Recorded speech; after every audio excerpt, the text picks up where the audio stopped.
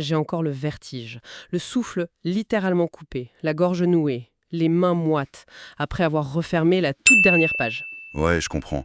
Que ce soit en livre audio ou en livre papier, l'impact viscéral de ce livre est foudroyant. Il s'agit de D'autres vies que la mienne d'Emmanuel Carrère. C'est une plongée, une descente absolument vertigineuse dans la plus pure fragilité humaine, aux frontières extrêmes du deuil et de la résilience. Dévastateur. C'est vraiment le seul mot. L'histoire suit Emmanuel, un homme englué dans l'égoïsme de ses propres angoisses de petit bourgeois, un homme dont toutes les certitudes vont soudainement exploser. On est jeté brutalement dans l'action, sans avertissement, le vacarme monstrueux d'une vague géante au Sri Lanka, qui engloutit tout sur son passage, le sang, la boue, le chaos absolu. Et au cœur de ce chaos, naît le grand paradoxe du récit. Imaginez un juge unijambiste, au corps mutilé par la maladie, qui utilise l'arme la plus froide qui soit, le droit civil, pour accomplir un acte d'une humanité profonde. C'est complètement dingue de réaliser à quel point la vie peut basculer en une fraction de seconde, n'est-ce pas? Totalement. Les enjeux sont posés dès le départ. La perte insoutenable d'un enfant, d'un côté, et de l'autre, la course contre la montre face à un cancer récidivant. Bon, décortiquons ça. L'expérience du tsunami de 2004, c'est pas raconté de loin avec des chiffres froids. Non, pas du tout. Le récit nous place vraiment à l'intérieur de la catastrophe, au ras du sol. On vit de l'intérieur la disparition de cette petite fille de 4 ans, Juliette. C'est ça. Le livre y décrit une vague noire, opaque, monumentale, qui efface littéralement le monde connu. Mais après le vacarme cataclysmique, il y a la douleur de ses parents, Jérôme et Delphine. Une douleur muette, indicible. Exactement. C'est le silence fracassant de ceux qui viennent de tout perdre. L'auteur décrit cette mère, Delphine, qui ne pleure pas, qui ne hurle même plus. Elle porte mécaniquement une fourchette de riz à sa bouche, le regard complètement vide. L'âme a été balayée par l'océan, quoi. Et ce qui est fascinant ici, c'est de comprendre pourquoi et comment cette tragédie vécue au bout du monde prépare intimement Emmanuel au drame qui l'attend à son retour. Il s'opère un contraste psychologique saisissant. Ah oui, le grand écart. Voilà. D'un côté, on a cette mort violente, apocalyptique, une nature déchaînée qui broie les corps publiquement. Et de l'autre, la mort lente, insidieuse, silencieuse, qui rôde en France, dans une chambre d'hôpital stérile. Parce que ce séisme asiatique vient complètement fissurer l'armure de l'auteur. Jusque-là, il se fabriquait un malheur sur mesure, en fait. Il cultivait sa mélancolie bourgeoise, oui. Rongé par des névroses ordinaires. Et là, la confrontation soudaine avec cette douleur brute des parents en deuil agit comme un électrochoc d'une violence inouïe. La tragédie sri-lankaise devient la lentille à travers laquelle il est forcé de regarder sa propre vie. C'est la honte du survivant qui amorce ça. Absolument. En observant ce couple brisé, il ressent un égoïsme terrifiant. Cette pensée inavouable de se dire heureusement que c'est pas mon enfant, heureusement que ma famille est sauve. C'est brutalement honnête. Ça le dégoûte de lui-même. Il réalise l'immense futilité de ses petits drames personnels face à l'anéantissement. Du coup, il rentre en France, les nerfs à vif, mais le confort occidental, ça protège de rien. Surtout pas de ce qui l'attend. Il se retrouve face à face avec une autre Juliette, sa propre belle-sœur. Le hasard veut qu'elle porte le même prénom que la petite fille noyée quelques jours plus tôt. Sauf que cette Juliette-là, elle n'a pas été emportée par la mer. Non. Elle a la trentaine, elle est mère de 3 petites filles, et elle vient d'être foudroyée par la récidive d'un cancer agressif. L'œuvre bascule alors vers l'horreur intime, étouffante de la maladie chronique. On passe de l'immensité de l'océan à la claustravité des couloirs au néon blafard. C'est ça, l'attente interminable en oncologie. Et si on relie ça à la vue d'ensemble du récit, la maladie est traitée avec la même violence narrative que le tsunami, mais à une échelle cellulaire. C'est une autre forme de vague destructrice, silencieuse celle-ci. Et c'est là qu'on transcène un personnage fondamental. Étienne Rigal. Oui, Étienne. Un ami intime et un collègue très proche de Juliette. Tous deux sont juges d'instance. Étienne n'est pas un homme épargné par la vie. Il a été amputé d'une jambe à 22 ans après avoir survécu à 2 cancers. Il connaît l'odeur de la mort. Et il offre à l'auteur une métaphore viscérale du cancer. Une vérité presque insoutenable, oui. Pour lui, le cancer, c'est pas un concept abstrait, c'est pas une prolifération cellulaire anormale. Non. Il dit que c'est comme avoir un rat enfermé vivant à l'intérieur de son propre corps. Un rat pris au piège, paniqué, qui dévore vos organes de l'intérieur pour s'échapper. Cette image du rat, franchement, elle marque au fer rouge. Elle pulvérise complètement tout le côté bataille héroïque, digne et propre qu'on associe parfois à la lutte contre la maladie. Le cancer décrit ici, c'est sale. C'est bestial. Et Étienne et Juliette se sont reconnus instantanément grâce à ça. Ce sont deux survivants en sursis, deux corps cassés par la vie, qui boitent, littéralement, avec cette angoisse quotidienne. Ils partagent cette conscience ultra aiguë de la mort qui rôde. Et de façon paradoxale, cette proximité constante avec la mort va leur forger une acuité intellectuelle et une force d'action incroyable. C'est là que ça devient vraiment passionnant. Ces deux juges que la vie a mutilés, ils transforment leur petit tribunal de province, à Vienne, en une véritable forteresse de résistance. Ils refusent la passivité. Complètement. Le temps qu'il leur reste est compté, donc chaque heure passée au tribunal doit avoir un sens absolu. Ils partent en guerre. Et pas contre des moulins à vent.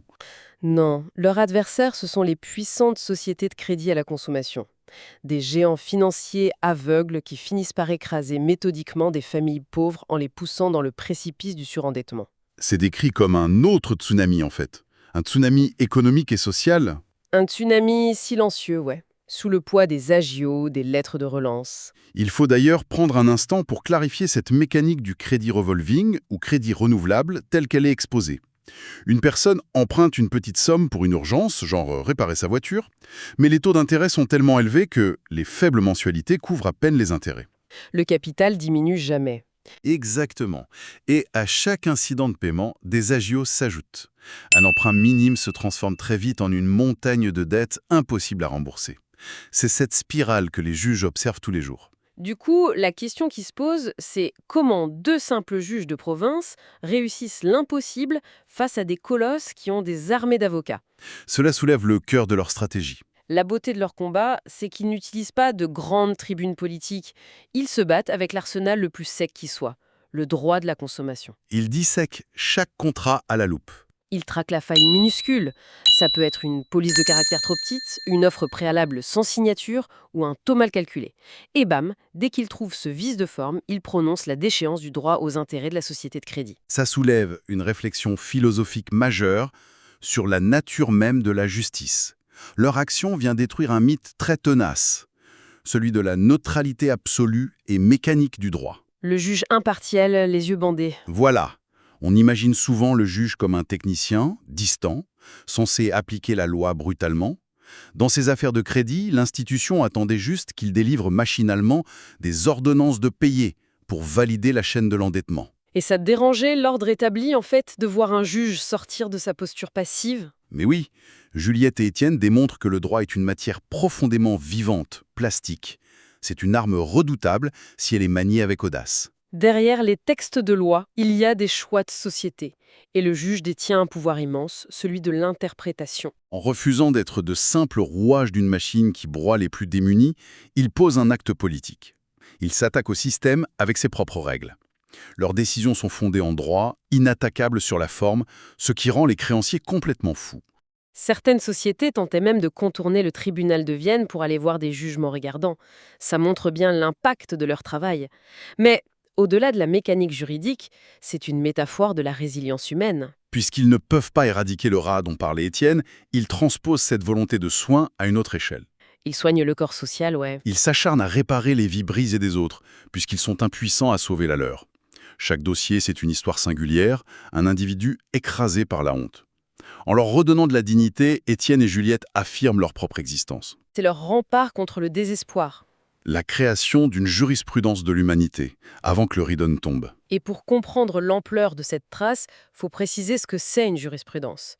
Quand une décision très innovante d'un juge est finalement validée par la Cour de cassation, ça devient la règle de référence absolue pour tout le pays.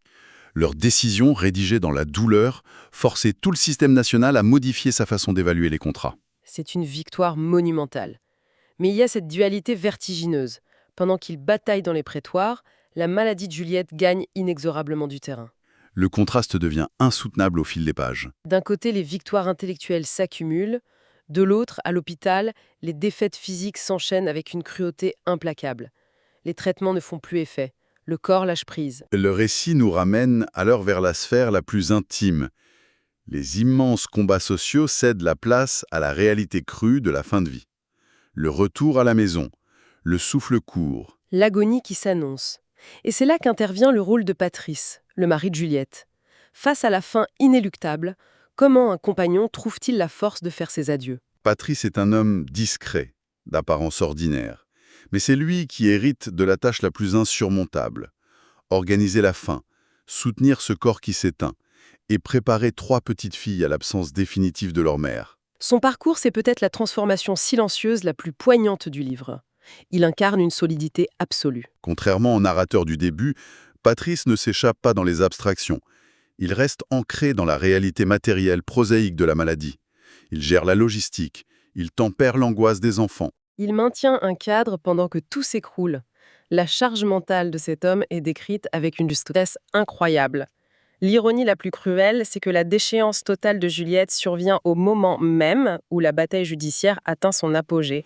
La consécration professionnelle coïncide avec la fin de la vie, ce qui nous amène à la question centrale, comment donner un sens à un tel effondrement utilérant? Alors, qu'est-ce que tout ça veut dire? Il y a un point de bascule fondamental à la fin de cette histoire. L'enjeu ultime du livre, ce n'est pas l'issue des procès contre les géants du tradit, et ce n'est pas non plus un compte-rendu médical morbide. Non. Ce qui bouleverse l'ordre des choses dans les derniers chapitres, c'est une décision intime inouïe, une posture prise dans la pénombre de la mort qui nécessite un courage vertigineux. C'est véritablement une redéfinition totale de ce que le mot aimer veut dire dans la réalité crue de l'existence. Absolument. L'amour n'est plus une promesse légère d'avenir radieux. Il est redéfini comme une présence absolue, inébranlable et inconditionnelle, au cœur même de la perte totale. Ce mari trouve une force d'acceptation qui change irrévocablement la perception des relations humaines pour les lecteurs. Aimer, c'est avoir la force d'accompagner l'autre jusqu'à l'extrême limite du gouffre. Sans tricher avec la réalité et sans détourner le regard face à la dégradation. Le mystère insondable de cette survie émotionnelle, la beauté pure et brute de ces existences d'apparence banale, tout ça compose l'âme de ce récit inoubliable. C'est une histoire magistrale où de discrets juges de province s'érigent en ultime rempart contre les dérives d'une machine économique aveugle. Où les petites lignes d'un contrat masquent la véritable misère humaine. Et où la mort, aussi terrifiante soit-elle, finit par révéler en contraste l'incroyable densité de la vie. Plonger dans ce livre est une expérience vitale. Elle prend aux tripes. Elle transforme à jamais la vision que l'on porte sur la justice et l'empathie. On en ressort indéniablement transformé. C'est une certitude. Et pour conclure, voici une réflexion à garder en tête pour faire résonner ce vertige. Si témoigner de la douleur insoutenable des autres et tenter de l'alléger devient le seul moyen de trouver un sens à sa propre existence, jusqu'à quel point notre compréhension intime de la vie a-t-elle besoin du drame d'autrui pour enfin cesser d'être une illusion et se sentir réelle? Tiens, justement, ça me fait penser, j'ai une bonne nouvelle pour vous qui nous écoutez. Ce livre est disponible sur Audible et vous pouvez le récupérer gratuitement en cliquant sur le premier lien dans la description. L'idée, c'est vraiment des narrations très immersives. Une narration professionnelle, bien incarnée, ça change absolument tout. La personne ne fait pas que lire, elle interprète, elle donne vie au texte. Ah tiens, super, en plus de la vidéo, il y a un livre audio. Si on veut juste le livre, le lien pour récupérer votre livre audio se trouve dans la description de la vidéo. Si vous avez apprécié le contenu, n'hésitez pas à laisser un petit pouce en l'air et à vous abonner à notre chaîne YouTube pour ne rien manquer des prochaines vidéos. Pour ma part, je vous donne rendez-vous très bientôt pour une prochaine vidéo. En attendant, je vous souhaite une excellente fin de journée ou une agréable soirée et à très vite.